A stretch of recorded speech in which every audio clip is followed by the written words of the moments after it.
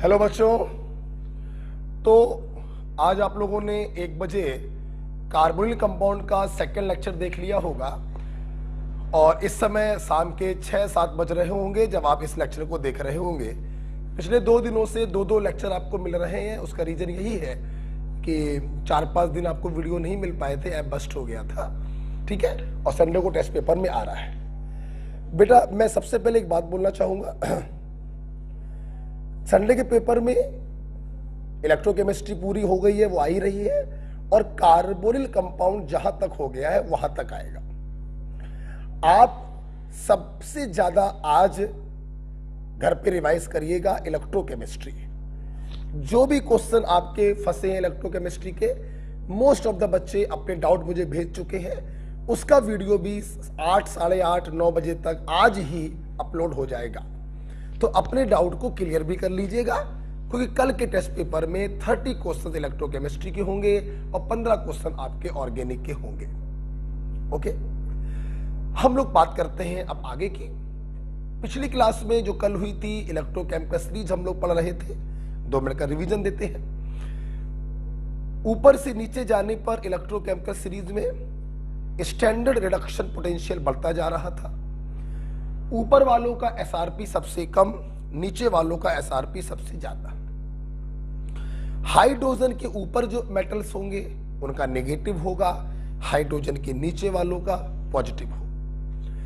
हम लोगों ने जो ईसीएस बनाई है वो एसआरपी में बनाई है, रिडक्शन पोटेंशियल में बनाई है। इसलिए हम लोग हमेशा रिडक्शन को दिखाते हैं। Li+ से Li, Mg+2 से Mg, Al+3 से Al, क्लोरीन से Cl-, रिडक्शन दिखाते हैं। इस ईसीएस पर हम लोग एप्लीकेशन पढ़ रहे थे।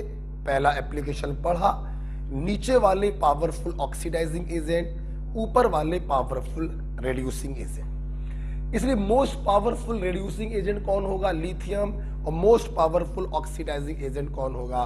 फ्लोरीन। हम लोगों ने पढ़ा, ऐसे क्वेश्चन आते हैं कि आपको इलेक्ट्रोड पोटेंशियल दिए जाते हैं 2 लोगों के और पूछते हैं पावरफुल रिड्यूसिंग कौन होगा या पावरफुल ऑक्सीडाइजिंग कौन होगा।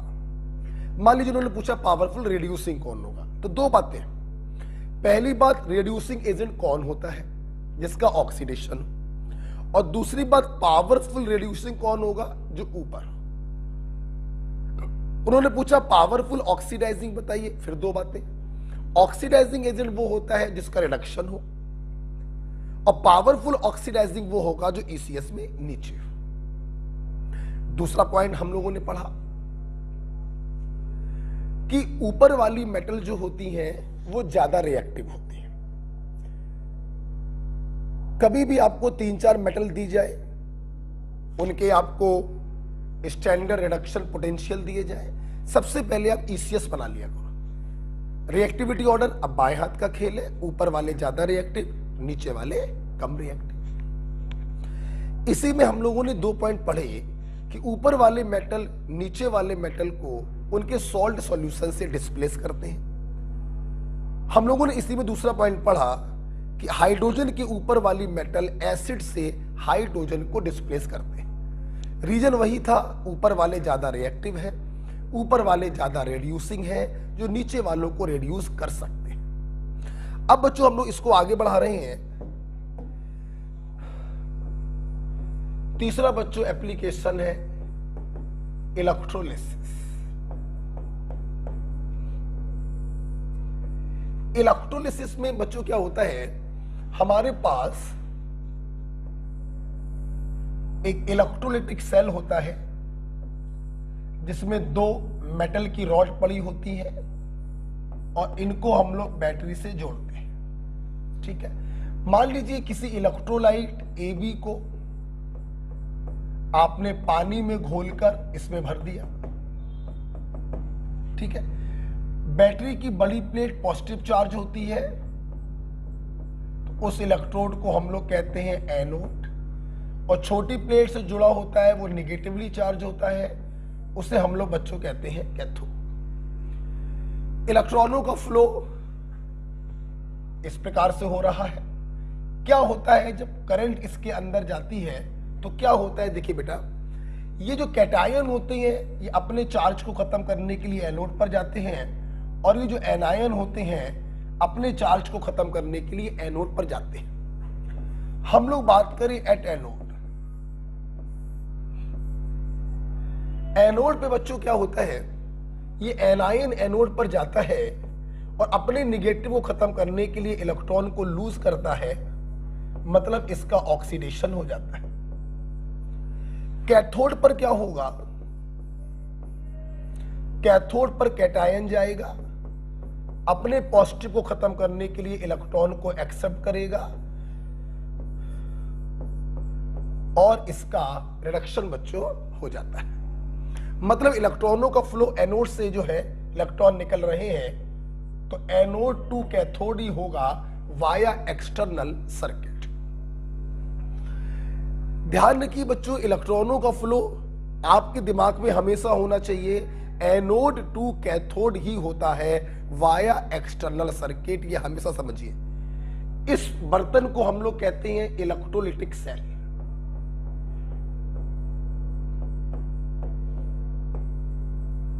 तो चाहे इलेक्ट्रोलिटिक सेल हो चाहे गैल्वेनिक सेल हो, इलेक्ट्रॉनों का फ्लो हमेशा होता है anode to cathode via external circuit, या आप बोल सकते हो cathode to anode via internal circuit. हमेशा ध्यान रखना, चाहे गैल्वेनिक हो चाहे इलेक्ट्रोलिटिक हो। तो बच्चों आप देखिए क्या हो रहा है, आप करंट को कंज्यूम कर रहे हैं और ना होने वाली रिएक्शन को करवा रहे हैं। इसीलिए बेटा हम लोग कहते हैं कि इलेक्ट्रोलिटिक सेल जो होते हैं ये इलेक्ट्रोलिटिक सेल जो होते हैं ये इलेक्ट्रिकल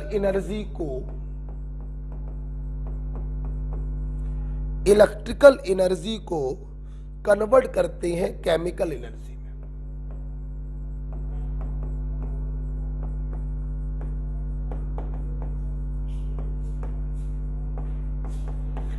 गैल्वेनिक सेल के जस्ट अपोजिट होता है, वो केमिकल को इलेक्ट्रिकल में बदलते हैं, ये इलेक्ट्रिकल को केमिकल में बदलते हैं। इलेक्ट्रॉनों का फ्लो हमेशा एनोड टू कैथोड होता है, एनायन एनोड पर जाकर ऑक्सीडाइज होता है, कैटायन कैथोड पर जाके रिड्यूस होता है। अगर बेटा इस बर्तन में एक ही कैटायन एक ही एनायन है तो कोई प्रॉब्लम नहीं होती, लेकिन अगर बर्तन में एक से ज्यादा कैटायन और एक से ज्यादा एनायन है तो प्रॉब्लम आई कि कौन सा कैटायन कैथोड पर जाएगा और कौन सा एनायन एनोड पर जाएगा। तो आप अगर ये बेसिक आप समझ गए हो तो आप एक नोट लिख लो। नोट, वो कैटायन कैथोड पर पहले डिस्चार्ज होता है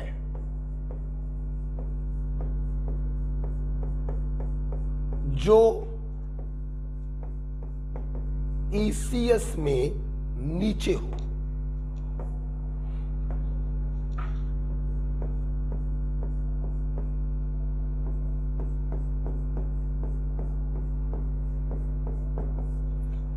वो कैटायन पहले डिस्चार्ज होता है जो ईसीएस में नीचे हो,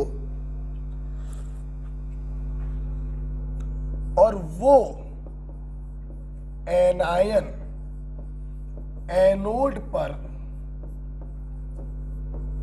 पहले डिस्चार्ज होगा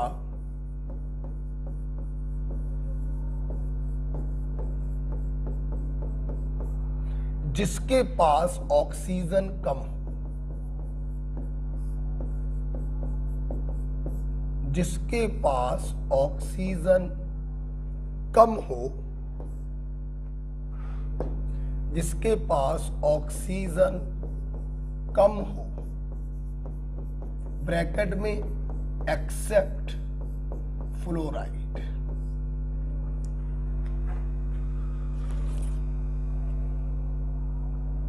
बच्चों मेरी बात सुन, अगर बर्तन में एक से ज्यादा कैटायन है तो वो कैटायन कैथोड पर जाएगा जो इलेक्ट्रोकेमिकल सीरीज में नीचे हो, और अगर एक से ज्यादा एनायन है तो वो एनायन एनोड पर जाएगा जिसके पास ऑक्सीजन की संख्या कम हो। इसका एक्सेप्शन है फ्लोराइड। क्लियर, इतना समझ लिया। अब इसको हम लोग एग्जाम्पल से डिटेल में देखते हैं। इसको लिख लीजिएगा। पहले मैंने बेसिक बताया कि इलेक्ट्रोलाइटिक सेल में क्या होता है, कैसे कैटायन जाता है कैथोड पर, कैसे एनायन जाता है एनोड पर। इलेक्ट्रोलाइटिक सेल इलेक्ट्रिकल को बदलते हैं केमिकल में, इलेक्ट्रॉनों का फ्लो हमेशा एनोड टू कैथोड होता है। पहले बेसिक सीख लिया आप लोगों ने, अब एग्जाम्पल से और सीख लेते हैं। जैसे मान लो मैंने एग्जाम्पल लिया बच्चों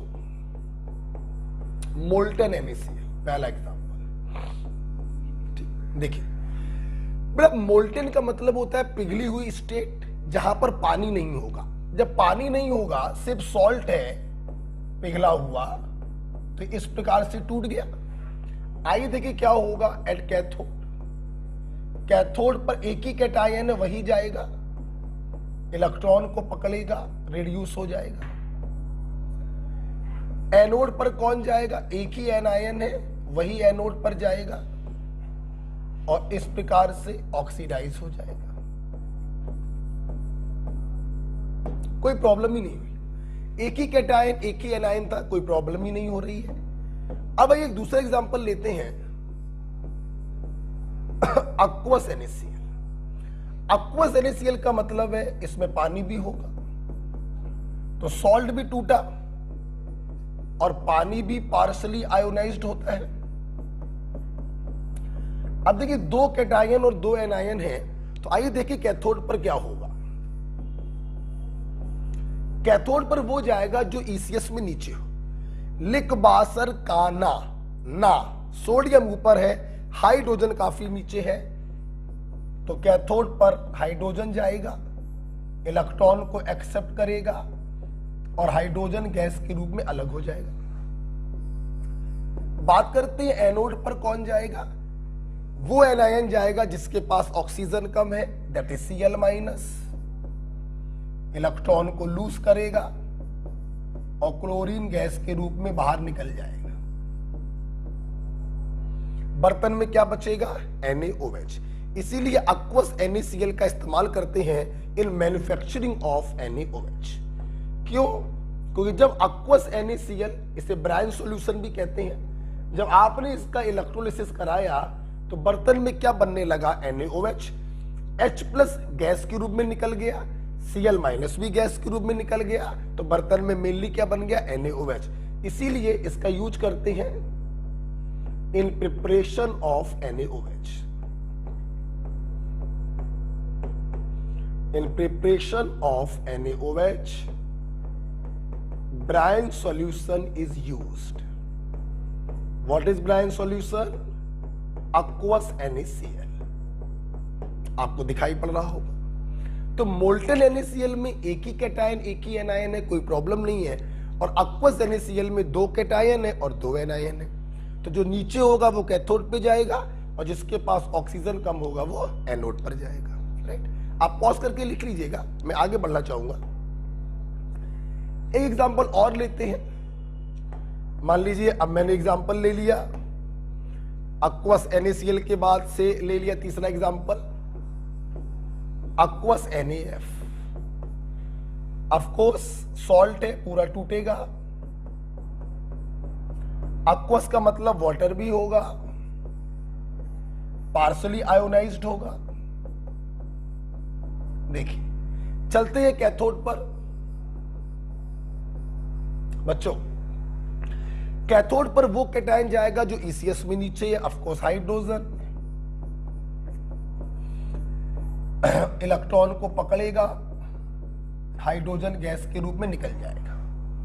बात करते हैं एनोड पर क्या होगा। एनोड पर वो एनायन जाता है जिसके पास ऑक्सीजन कम हो एक्सेप्ट फ्लोराइड। देखिए वैसे तो ट्रिक के अकॉर्डिंग फ्लोरीन के पास ऑक्सीजन कम है, इसको जाना चाहिए, लेकिन फ्लोराइड में एक्सेप्शन है, फ्लोराइड एनोड पर नहीं जाएगा, दूसरा वाला जाता है, इसलिए हमें OH- को भेजना पड़ेगा। बच्चों मैं आपको बताना चाहूंगा, जब OH- ऑक्सीडाइज होता है तो ये ऑक्सीजन गैस निकालता है। आप देख सकते हैं ऑक्सीजन -2 से 0 में जा रहा है, तो OH- का जब ऑक्सीडेशन कभी भी हम करवाएं, आप हमेशा बनाएंगे ऑक्सीजन गैस। मतलब aqueous NaF की जब इलेक्ट्रोलिसिस होगी तो कैथोड पर हाइड्रोजन गैस और एनोड पर ऑक्सीजन गैस प्राप्त होगी। बर्तन में फिर से NaF ही बचा रह जाएगा। ओके, अच्छा सुनना बेटा, हाँ थोड़ा बैलेंस कर देते हैं। अब अगर हम यहां पर 2 कर दें तो ये रिएक्शन बैलेंस है कि नहीं है बेटा? रिएक्शन की बैलेंसिंग में कोई प्रॉब्लम नहीं होती है। 2 इलेक्ट्रॉन लूज कर रहे हो तो 2 इलेक्ट्रॉन एक्सेप्ट करेंगे, तो यहां पर भी हम 2 कर दे रहे हैं तो ये हट जाएगा। अब 2H प्लस है, 2OH माइनस है, तो यहां भी 2 कर दे रहे हैं, तो बैलेंसिंग की प्रॉब्लम नहीं होती है। अब बस ये ध्यान रखिएगा कि OH माइनस के ऑक्सीडेशन से ऑक्सीजन गैस निकलती है, राइट। तो 3 एग्जांपल आपने देखे। मोल्टेन में देखा एक ही कैटायन एक ही एनायन होता है, aqueous में 2-2 होते हैं। तो कैथोड पर वो जाएगा जो ECS में नीचे हो, एनोड पर वो जाएगा जिसके पास ऑक्सीजन कम हो एक्सेप्ट फ्लोराइड, राइट। आइए कुछ और एग्जांपल देखते हैं। तीसरा हो गया, चौथा देखते हैं। मान ली बड़ा चौथा एग्जांपल मैंने ले लिया, aqueous कॉपर सल्फेट। मोल्टेन के एग्जांपल नहीं ज्यादा पूछे जाते हैं क्योंकि मोल्टेन में कोई प्रॉब्लम ही नहीं होती। एक ही कैटायन होता है वही कैथोड पे जाएगा, एक ही एनायन होता है वही एनोड पे जाएगा। जो भी क्वेश्चन आते हैं aqueous के ऊपर आते हैं, इसीलिए सॉल्ट 100% टूट गया, वाटर कोई प्रॉब्लम नहीं होनी चाहिए बच्चों। आप चार्ज को बैलेंस कर दे रहे हो, तुम्हारे पास 2 प्लस है तो मेरे पास भी 2 प्लस, तुम्हारे पास 2 माइनस है तो मेरे पास भी 2 माइनस होंगे। आइए चलते हैं कैथोड पर। देखना बच्चों, वो जाएगा जो ECS में नीचे होगा। ECS में नीचे कौन होता है? Cu+2। तो Cu+2 जाएगा, 2 इलेक्ट्रॉनों को पकड़ेगा, इसका रिडक्शन हो जाएगा। और एनोड पर वो जाता है जिसके पास ऑक्सीजन कम हो, या 4 ऑक्सीजन है या 2 ऑक्सीजन है तो OH जाएगा, इलेक्ट्रॉनों को लूज करेगा और ऑक्सीजन गैस में ऑक्सीडाइज हो जाएगा। मतलब आप देख सकते हैं जब aqueous कॉपर सल्फेट की इलेक्ट्रोलिसिस कराएंगे तो कॉपर कैथोड पे डिपॉजिट होगा और ऑक्सीजन गैस एनोड पर निकलेगी। बच्चों बर्तन में क्या मिलेगा? Sulphuric acid. तो आप इस मेथड से सल्फ्यूरिक एसिड को बना सकते हैं। मेरे ख्याल से आप लोगों को इलेक्ट्रोलिसिस क्लियर हुआ होगा।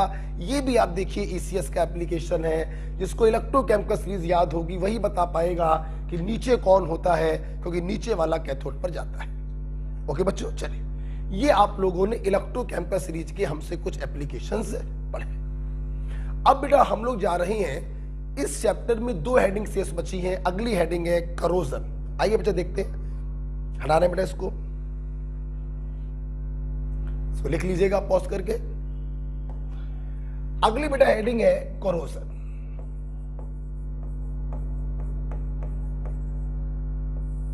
What is corrosion? साथ में लिखेंगे स्लो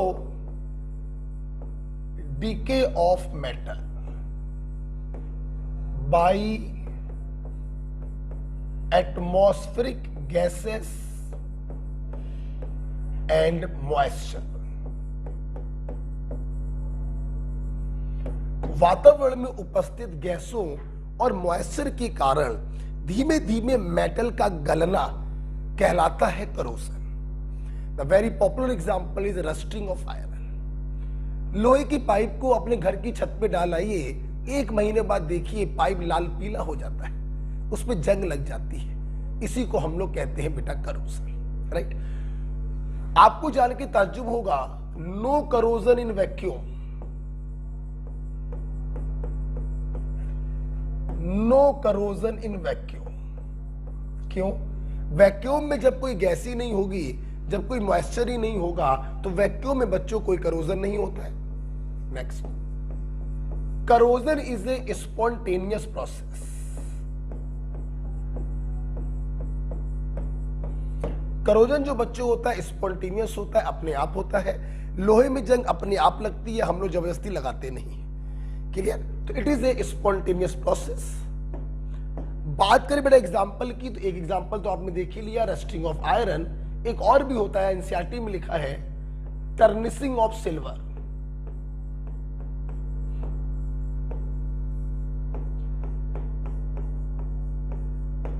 टर्निशिंग ऑफ सिल्वर। आप बच्चों कोई चांदी का बर्तन खरीद के लाइए बाजार से, बड़ा चमकता है, आफ्टर 10 डेज 20 डेज या 1 मंथ आप देखिए वो काला पड़ने लगता है। तो ये जो काला पड़ रहा है ना, इसी को कहते हैं tarnishing of silver, and this is a type of corrosion. काला पड़ने का मेन रीजन होता है oxidation of silver into silver sulphide, formation of Ag2S। Silver sulphide बनने के कारण ही काला पड़ जाता है। ये भी एक करोजन का प्रक्रम है, इसे टर्निशिंग ऑफ सिल्वर कहते हैं। अगला बड़ा एग्जांपल है इसका, जो थोड़ा हम लोग को डिटेल में पढ़ना है, rusting of iron. Rusting of iron, लोहे में जंग लगना। मैं आपको बताना चाहूंगा, रस्ट इज, जंग को अंग्रेजी में रस्ट कहते हैं। Rust is hydrated ferric oxide. Rust is hydrated ferric oxide, that is Fe2O3.XS2। हम लोगों को बच्चों रस्टिंग को ही डिटेल में पढ़ना है। आइए मैं आपको बताऊं आखिर लोहे में जंग कैसे लगती है। आपको जानकर बच्चों ताज्जुब होगा कि लोहे में जंग लगना भी एक इलेक्ट्रोकेमिकल प्रोसेस है। एक छोटे छोटे कई सारे गैल्वेनिक सेल लोहे की सरफेस पर बन जाते हैं, और इन गैल्वेनिक सेल बनने के कारण, इन इलेक्ट्रोकेमिकल प्रोसेस के कारण लोहे में जंग लगती है। आइए मैं अपने स्टूडेंट को इसको डिटेल में पढ़ाऊं। मेरी मेन हेडिंग चल रही है रस्टिंग ऑफ आयरन। देखिए, मान लो बच्चों ये लोहे का एक टुकड़ा है, आयरन पाइप, ठीक है। होता क्या बच्चों, जगह जगह पर क्या होता है, छोटे छोटे गैल्वेनिक सेल बन जाते हैं। हम एक सेल आपको बनाकर दिखाएं, ये कोई छोटी सी जगह है, हमने अंदर गड्ढा कर दिया है दिखाने के लिए कि मैं यहां पे बात कर रहा हूं। इस छोटी सी जगह पर एक गैल्वेनिक सेल बन गया, एक हिस्सा एनोड बन गया, एक हिस्सा कैथोड बन गया, और इलेक्ट्रॉनों का फ्लो एनोड टू कैथोड होने लगा। कैसे होने लगा जब देखिएगा, गैल्वेनिक सेल है, आइए देखते हैं एनोड पर क्या होगा। ऑफ कोर्स एनोड पर बच्चों ऑक्सीडेशन होगा, आयरन के पाइप का ऑक्सीडेशन हो जाएगा इनटू Fe+2। जब तक बच्चों आयरन एटॉमिक फॉर्म में था, जब तक ये सॉलिड फॉर्म में था, तब तक ये आयरन का पार्ट था, इस पाइप का पार्ट था, इस पाइप को मजबूती दे रहा था। जैसे ये ऑक्सीडाइज होके Fe+2 में आया, तो ये पाइप को छोड़ के बाहर आ गया, और जब लगातार इस प्रकार से आयरन पाइप को छोड़ के बाहर आता जाता है बेटा, तो धीरे धीरे पाइप आपका कमजोर होता जाता है। इसीलिए बच्चों करोजन कोई बेनिफिशियल काम नहीं है, ये बहुत ही हानिकारक काम है। बड़े बड़े ब्रिज गिर सकते हैं, क्यों? क्योंकि लोहे में जंग लगेगी तो लोहा कमजोर होता जाएगा और वो टूट भी सकता है। तो करोजन का बच्चों मुख्य कारण होता है ऑक्सीडेशन ऑफ मेटल। ये दो इलेक्ट्रॉन यहां से यहां पर पहुंचते हैं, जहां पर एटमॉस्फेरिक ऑक्सीजन इन दो इलेक्ट्रॉनों को एक्सेप्ट करती है, और एसिडिक मीडियम में इसका रिडक्शन हो जाता है। एसिडिक मीडियम में इसका रिडक्शन हो जाता है इनटू वाटर। आप देख सकते हैं 0 से -2 में जा रही है, इसका रिडक्शन हो गया। अब सोचो बेटा, देखिए इलेक्ट्रॉन कोई देगा ही तब जब बगल में इलेक्ट्रॉन लेने वाला कोई हो। अगर इन एटमॉस्फेरिक गैसों को हटा दें तो इलेक्ट्रॉन लेने वाला जब हट जाएगा तो इसका इलेक्ट्रॉन देने में भी मन नहीं होगा, और जब ये इलेक्ट्रॉन देगा नहीं, जब इसका ऑक्सीडेशन नहीं होगा, तो बच्चों करोजन भी नहीं होगा। इसीलिए मैंने लिखवाया no corrosion in vacuum, right. आप लोग सोच रहे होंगे कि सर आपने तो कहा था हाइड्रेटेड फेरिक ऑक्साइड होता है, वहां पर तो आयरन +3 स्टेट में होता है, ये तो +2 स्टेट में आया। बच्चों आयरन शुरुआती दौर में +2 स्टेट में ही बाहर आता है। +2 का +3 में बदलना स्पॉन्टेनियस होता है, वो ऑटो ऑक्सीडाइज हो जाता है Fe+3 में, तो हम उसकी टेंशन नहीं लेते। जब भी करोजन की इक्वेशन आएगी, आप एनोड पर आयरन का ऑक्सीडेशन कराएंगे Fe+2 में, और कैथोड पर ऑक्सीजन का रिडक्शन कराएंगे वाटर में, दोनों को ऐड कर दीजिए तो करोजन की इक्वेशन बच्चों आपको मिल जाएगी Fe+½ O2 in presence of H+ बराबर Fe+2 प्लस वाटर।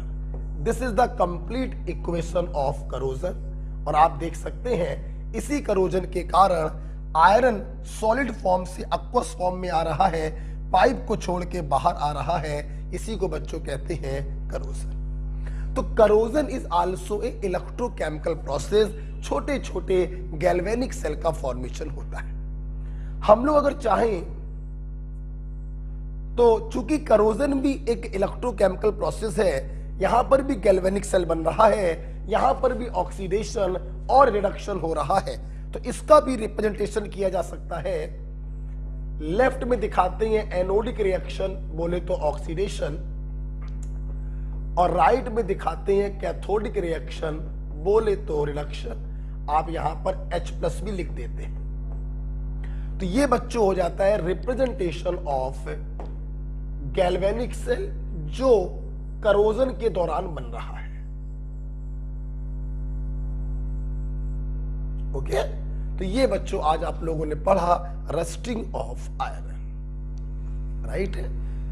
तो रस्ट क्या होता है ये सीखा, छोटे छोटे गैल्वेनिक सेल बनते हैं, एनोड पर ऑक्सीडेशन, कैथोड पर रिडक्शन होता है, इसका रिप्रेजेंटेशन भी बच्चों आप लोगों ने देख लिया, राइट। आप वीडियो को पॉज करके लिख लीजिएगा, मैं इसको आगे बढ़ाना चाहता हूं।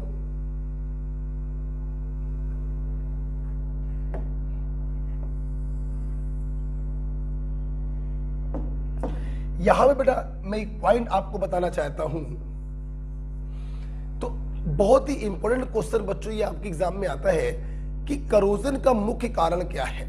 मेटल का ऑक्सीडेशन या रिडक्शन, तो आप देख रहे हैं मेटल का ऑक्सीडेशन, राइट। तो करोजन या रस्टिंग इज ड्यू टू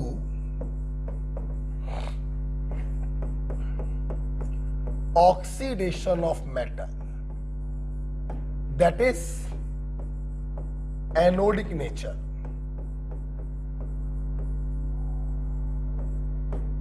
बेटा एक पॉइंट बच्चों मैं और बताना चाहूंगा यहां पर, अगर बेटा आप एक लोहे के पाइप को ले और उसको एक ऐसे पानी में डुबो दें जो ड्रिंकिंग वाटर हो, और एक बार ऐसे पानी में डुबो दें जो सॉल्टी वाटर हो, समुद्र का खारा पानी, तो हम देखते हैं कि समुद्र के खारे पानी में जो आयरन का पाइप डूबा है उसमें करोजन, उसमें जंग जल्दी लग जाती है। तो very easy answer, salty water में बहुत सारे इलेक्ट्रोलाइट होते हैं, और उन इलेक्ट्रोलाइट के कारण एनोड से कैथोड की तरफ जो 2 इलेक्ट्रॉनों का माइग्रेशन हुआ था, एनोड से कैथोड की तरफ जो 2 इलेक्ट्रॉनों का माइग्रेशन हुआ था, ये बहुत जल्दी होने लगता है। इलेक्ट्रॉनों का माइग्रेशन जितना ज्यादा होगा मतलब ऑक्सीडेशन उतना ज्यादा होगा, मतलब जंग का फॉर्मेशन उतनी जल्दी से होगा। तो यही बच्चों मेरा दूसरा पॉइंट है कि in salty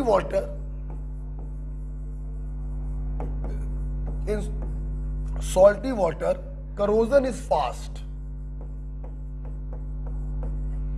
corrosion is fast due to presence of ions which increases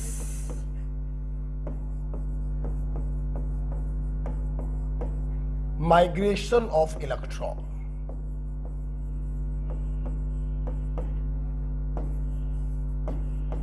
which increases migration of electron, right? तो आपने करोजन में रस्टिंग देखी, रस्ट क्या होता है, मैकेनिज्म देखी, गैल्वेनिक सेल पढ़ा। आपने ये भी समझा करोजन एक गंदा प्रोसेस है, एक हार्मफुल प्रोसेस है, इससे लोहे को नुकसान पहुंचता है, लोहा कमजोर हो जाता है, लोहे से बहुत सारी चीजें बनती हैं, वो टूट सकती। जरूरत है लोहे को करोजन से बचाने के लिए। तो हम लोग पढ़ने जा रहे हैं प्रोटेक्शन फ्रॉम करोजन। ठीक है बच्चों, हटा दे रहे हैं इसको। अगला बेटा पॉइंट होगा करोजन से प्रोटेक्शन कैसे करेंगे।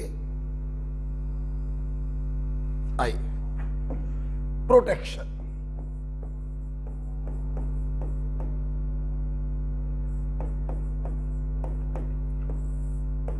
पहला बच्चों होता है cathodic protection.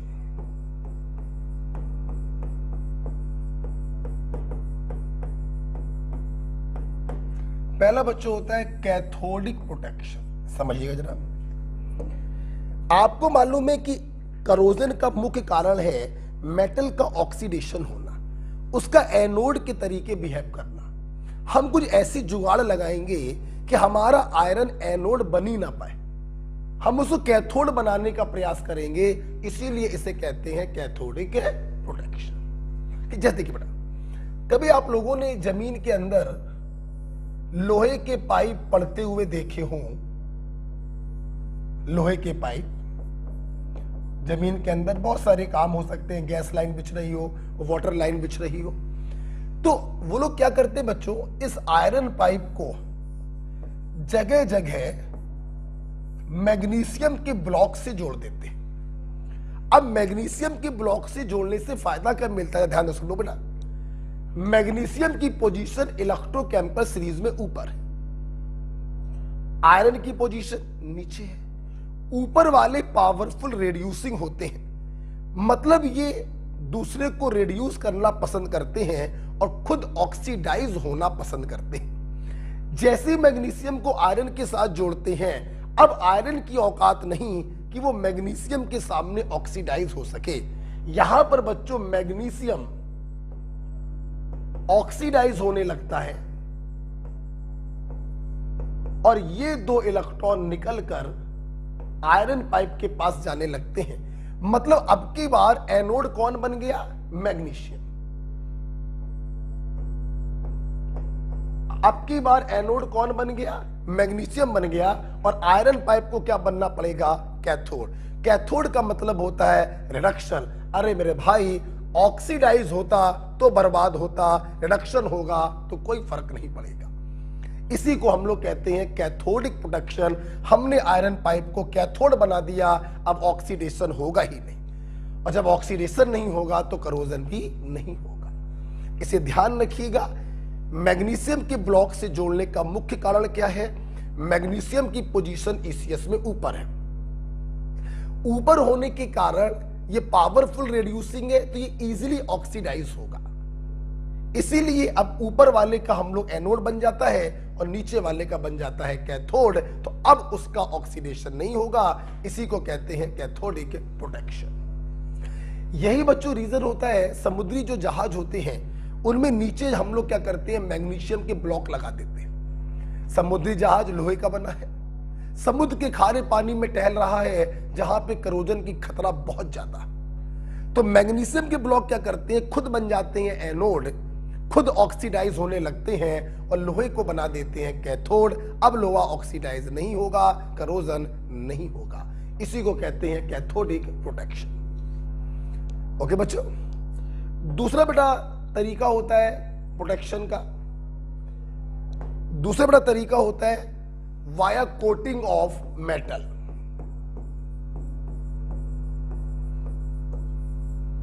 Via coating of metal, हम लोग आयरन के ऊपर दूसरे मेटलों की कोटिंग कर देते हैं। अब यहां पर भी दो केस बन सकते हैं, मोर रिएक्टिव मेटल की कोटिंग करी है आपने या लेस रिएक्टिव मेटल की कोटिंग करी है आपने।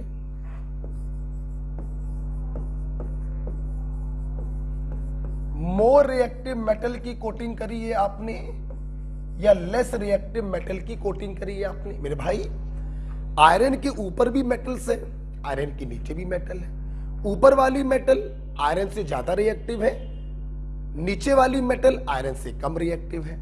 तो दो रास्ते हैं कि आयरन के ऊपर आप किसकी कोटिंग कर रहे हैं। ऊपर वाली मेटल जैसे आप मैग्नीशियम ले सकते हैं, एल्युमिनियम ले सकते हैं, जिंक ले सकते हैं। अभी अभी आपने पढ़ा, ऊपर वाली मेटल जो होती हैं वो आयरन को कैथोडिक प्रोटेक्शन प्रोवाइड करती है। ये खुद बन जाती हैं एनोड, इनके खुद का ऑक्सीडेशन होने लगता है और आयरन बन जाता है कैथोड। जब वो कैथोड बनेगा तो उसका ऑक्सीडेशन नहीं होगा। तो मोर रिएक्टिव मेटल से जो प्रोटेक्शन होता है बहुत ही अच्छा प्रोटेक्शन होता है। जैसे मान लीजिए हमने आयरन के ऊपर जिंक की कोटिंग करी, आप किसी की भी कर सकते हैं। अगर जिंक की बच्चों कोटिंग करते हैं तो इस पर्टिकुलर कोटिंग को नाम दिया जाता है गैल्वेनाइजेशन।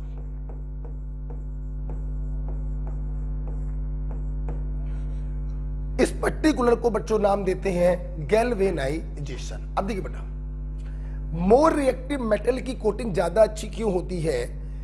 ये जब तक इसको चारों तरफ से ढके है तब तक तो ये बच रहा है।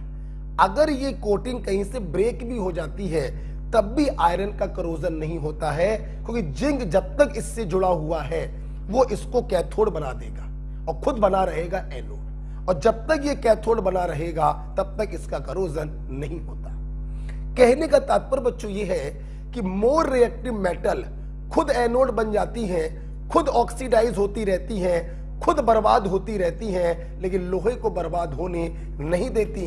इसीलिए बच्चों मोर रिएक्टिव मेटल की कोटिंग कहलाती है सैक्रिफिशियल प्रोटेक्शन। खुद को बर्बाद कर लेती हैं लेकिन लोहे को बर्बाद होने नहीं देती, इसीलिए इसे कहते हैं sacrificial protection. Less reactive metal तो बहुत अच्छा नहीं होता है। आप निकल ले सकते हैं, कोई बहुत अच्छा तो नहीं है। यहां पर लेस रिएक्टिव मेटल की कोटिंग कर देते हैं।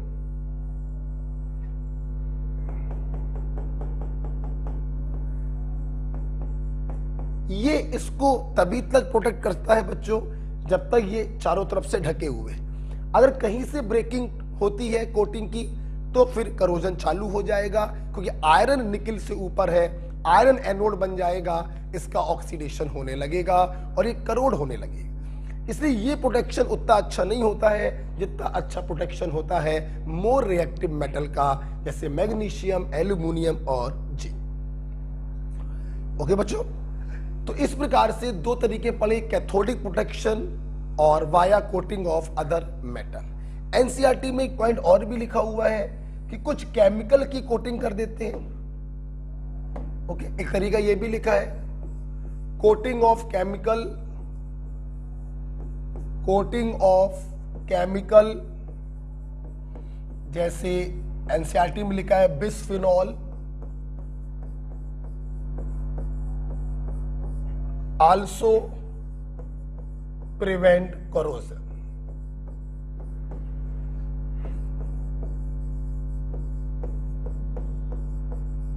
Also prevent corrosion. ओके बेटा, तो इस प्रकार से बेटा आप लोगों ने जो है करोजन देखा, राइट बेटा। ओके, तो आज हम लोगों ने इलेक्ट्रोकेमिकल सीरीज का एक एप्लीकेशन था इलेक्ट्रोलिसिस, वो पढ़ लिया, और एक छोटा सा टॉपिक था करोजन का, वो भी हम लोगों ने पढ़ लिया। बेटा पानी देना, पानी पीना। एक लास्ट हेडिंग जो इस चैप्टर में आपकी रह गई है दैट इज बैटरी। आइए देखते हैं, आइए देखते हैं बैटरी के बारे में। लास्ट हेडिंग है बच्चों, देखिए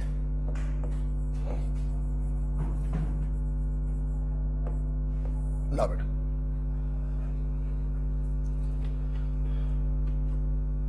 बेटा वो ये ले आओ।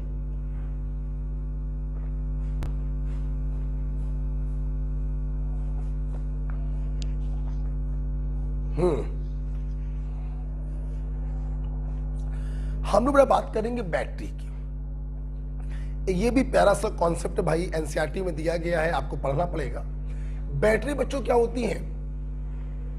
बैटरी जो बच्चों होते हैं ये दो प्रकार की होती हैं। पहली, या उससे पहले एक बात बताना चाहेंगे कि बैटरी होती क्या है। दे आर combination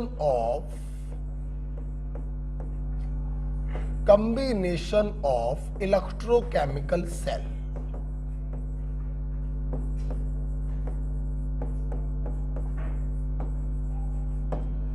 जब बहुत सारी इलेक्ट्रोकेमिकल सेल को, गैल्वेनिक सेल को आपस में मिला देते हैं तो बैटरी बन जाती है। आप कभी बाजार में जाइए बैटरी लेने, तो छोटी बैटरी से लेकर बड़ी बैटरी तक आपको बाजार में मिलती है। वो नंबर ऑफ सेल के आधार पर छोटी और बड़ी होती है। बैटरी बच्चों दो प्रकार की होती है। बैटरी बच्चों दो प्रकार की होती है। पहला, प्राइमरी सेल। सेल बोलो या बैटरी बोलो, बात तो एक ही है ना, सेल को मिलाकर ही तो बैटरी बनती है। प्राइमरी सेल बच्चों उन्हें कहते हैं can not recharge, hence not reused. आप लोगों ने देखे होंगे बाजार में एवरीरेडी के पेंसिल वाले सेल मिलते हैं, 5 रुपए 7 रुपए वाले। गली में डाला, एक बार खत्म हो गया, फेंक दिया, यूज एंड थ्रो। हाँ, ये प्राइमरी सेल होते हैं। बाजार से नया लाइए, डिस्चार्ज करिए, चलाइए, डिस्चार्ज होने के बाद फेंक दीजिए। इनको बार बार हम लोग रिचार्ज नहीं कर सकते हैं, इसलिए बार बार हम लोग इनको रीयूज्ड भी नहीं कर सकते हैं। एनसीईआरटी में बच्चों इसके दो एग्जाम्पल लिखे हुए हैं। पहला इसका एग्जाम्पल एनसीईआरटी में लिखा है लेक्लेंसे सेल, या हम लोग इसको बच्चों ड्राई सेल भी कहते हैं। लेक्लेंसे सेल और ड्राई सेल में जो इलेक्ट्रोलाइट होता है, वो इलेक्ट्रोलाइट बच्चों होता है NH4Cl प्लस जिंक क्लोराइड। बच्चों ये याद होना चाहिए। लेक्लेंसे सेल और ड्राई सेल में जो इलेक्ट्रोलाइट होता है that is NH4Cl plus zinc chloride. और एक पॉइंट आपको और याद करना है, डीपोलराइजर।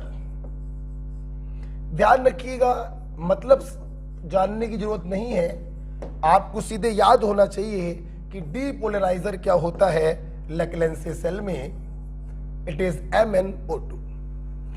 दूसरा एग्जांपल बच्चों इसका लिखा हुआ है बटन सेल। बटन सेल या मरकरी सेल।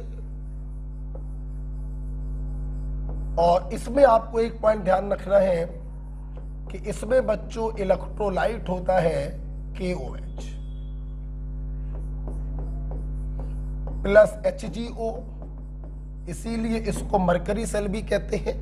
बटन सेल और मरकरी सेल में इलेक्ट्रोलाइट KOH प्लस HgO होता है। बटन सेल की बच्चों खास बात क्या है, जब तक ये काम करता है तब तक ये हमें कांस्टेंट वोल्टेज प्रोवाइड करता है। आपने घड़ियों में यूज होने वाले सेल देखे होंगे, जब तक चलते हैं घड़ी हर दिन सही टाइम बताती है। डिस्चार्ज जैसे तुमने सेल लगाया, सेल डिस्चार्ज होना चालू हो गया। अगर डिस्चार्ज होना चालू हो गया तो क्या ऐसा होता है कि आज जिस समय पर 5 बज रहे हैं, कल उस समय पर 4 बजे, परसों उस समय पर 3 बजे? ऐसा नहीं होता है। जब तक हमारी सेल चलता रहता है, घड़ी हमको डेली सही टाइम बताती रहती है। उसका रीजन क्या होता है कि जो बटन सेल होते हैं ये कांस्टेंट वोल्टेज प्रोवाइड करते हैं through out their life span. जब तक काम करते हैं कांस्टेंट वोल्टेज प्रोवाइड करते हैं, क्योंकि इनका जो इलेक्ट्रोलाइट होता है बच्चों वो कंज्यूम नहीं होता। इन सेलों के खराब होने के दूसरे रीजन होते हैं, इलेक्ट्रोलाइट कंज्यूम नहीं होता है, इसलिए ये कांस्टेंट वोल्टेज प्रोवाइड करते हैं। आप लिख लीजिएगा, ठीक है। प्राइमरी सेल के दो एग्जांपल लिखे। अब बेटा हम लोग बात करेंगे सेकेंडरी सेल की। सेकेंडरी सेल की बात करेंगे, आपने लिख लिया होगा इसको। और कांस्टेंट वोल्टेज प्रोवाइड करते हैं, ये भी लिख लीजिएगा, क्योंकि इलेक्ट्रोलाइट कंज्यूम नहीं होता। दूसरा बच्चों हम लोग पढ़ने जा रहे हैं secondary cell.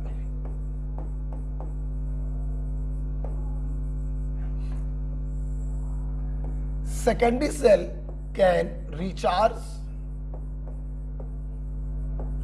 hence used again and again, again and again। NCERT में इसके भी 2 एग्जाम्पल लिखे हुए हैं। निकेल कैडमियम सेल,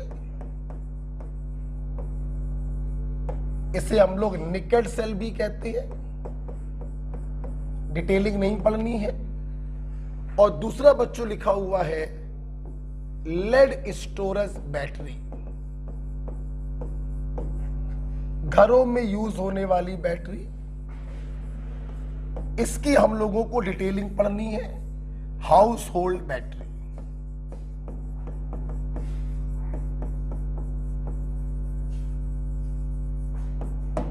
सुनिए बेटा, आप लोग के घरों में जो बैटरी होती है, आप देखते हैं इन्वर्टर के साथ बड़ी सी बैटरी लगी होती है, ये एक सेकेंडरी बैटरी होती है, सेकेंडरी सेल होता है।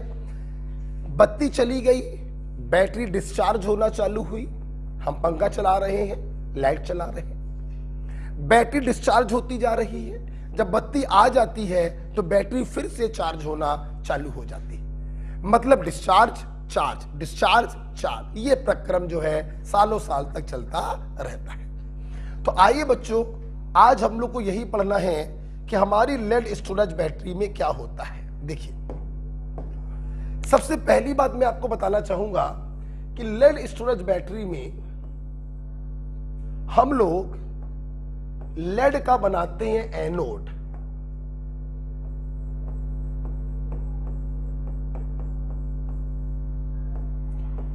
कैथोड हम लोग बनाते हैं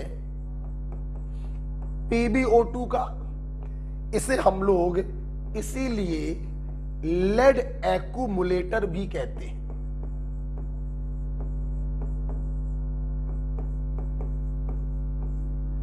और बच्चों यहां पर इलेक्ट्रोलाइट होता है concentrate H2SO4। Lead storage battery, घरों में यूज होने वाली बैटरी, सेकेंडरी सेल होता है, डिस्चार्ज होती है, चार्ज होती है, डिस्चार्ज होती है, चार्ज होती है। एनोड होता है लेड का, कैथोड होता है लेड डाइऑक्साइड, जिसे लेड एक्यूमुलेटर भी इसीलिए कहते हैं, और इलेक्ट्रोलाइट होता है कंसंट्रेट H2SO4। यहां भी आपको दोनों चीजें पढ़नी है। डिस्चार्ज होगी तो क्या क्या घटना बैटरी के अंदर होगी, और जब चार्ज होगी तो क्या क्या घटना बैटरी के अंदर होगी।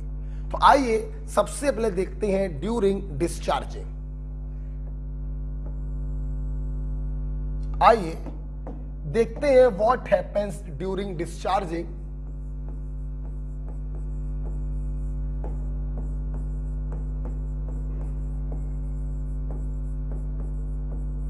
देखिए, सबसे पहले आपको यह समझना चाहिए, जब बैटरी डिस्चार्ज होती है तो क्या होता है। बैटरी के अंदर केमिकल रिएक्शन चलती है, और वो केमिकल रिएक्शन से produce chemical energy electrical energy में बदलती है, जिससे हम पंखा चलाते हैं। मतलब जब हमारी बैटरी डिस्चार्ज होती है, हमारी नहीं लेड स्टोरेज बैटरी, तो it work like galvanic cell, work like galvanic cell. जब लेड स्टोरेज बैटरी डिस्चार्ज होती है तो वो गैल्वेनिक सेल की तरह काम करती है, केमिकल एनर्जी को इलेक्ट्रिकल एनर्जी में तब्दील करती है। मैं बैटरी के अंदर जो बहुत सारे गैल्वेनिक सेल होंगे, मैं एक सेल को बनाकर दिखा रहा हूं, या देखिएगा, ये एनोड है, ये कैथोड है, जिसको आपने H2SO4 इलेक्ट्रोलाइट में डिप किया है, ठीक है। ये एनोड है, ये कैथोड है, जब ये गैल्वेनिक सेल बनेगा तो इलेक्ट्रॉनों का फ्लो एनोड से कैथोड की तरफ होगा। ये पूरी क्लास को मालूम है, ठीक है। आइए देखिए क्या होगा at anode.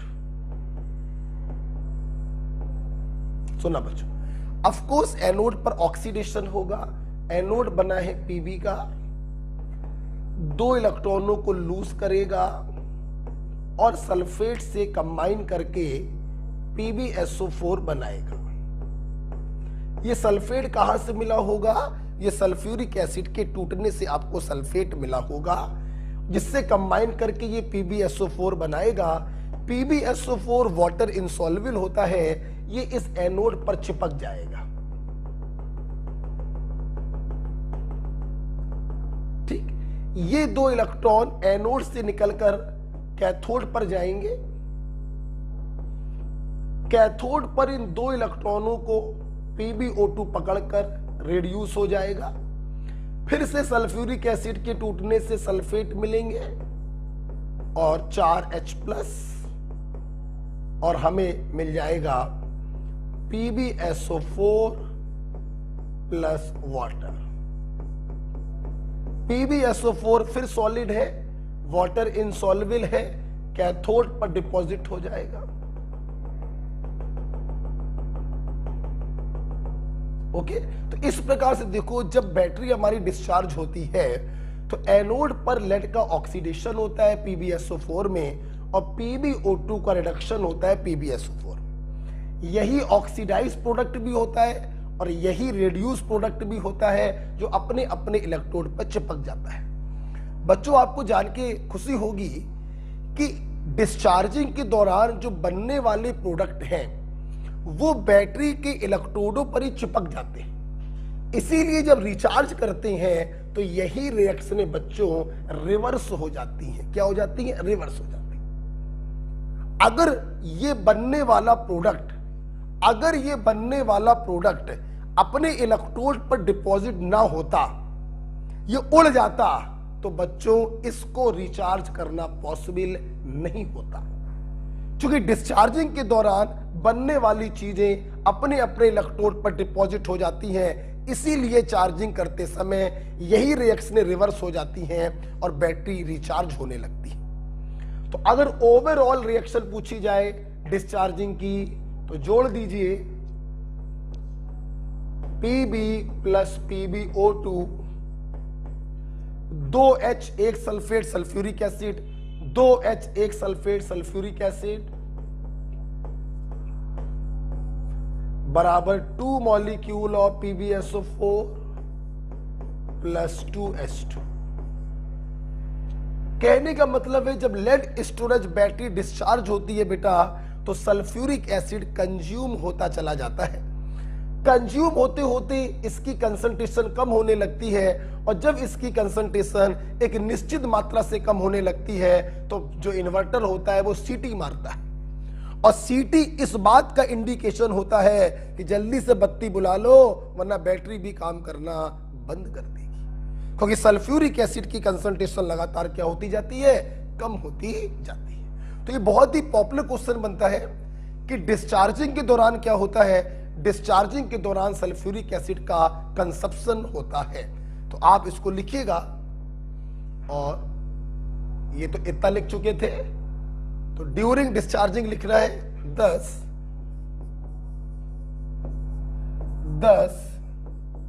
Sulphuric acid consumed during